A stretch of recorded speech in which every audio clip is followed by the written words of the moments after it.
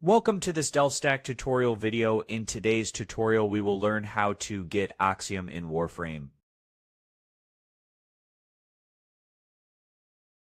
Oxium is a rare resource used for crafting and is commonly farmed through Orokin Void bounties on Earth to farm Oxium.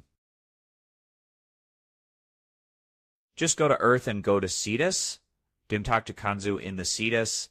And as you can see, I'm new to this game. So Cetus is not unlocked, but after unlocking, just go to Cetus and look for a bounty that lists Oxium as a common reward.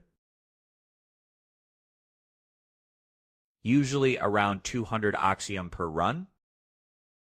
Bounties rotate in rotation A, B, or C, changing when the timer reaches 0. Oxium appears in rotation A, so if you do not see it, wait for the rotation to cycle back. And once Oxium is available, complete the bounty and repeat it to collect Oxium quickly. And that's it.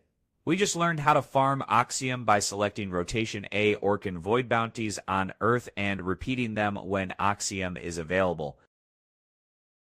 Thanks for watching, and don't forget to check out the next Delft Stack tutorial videos.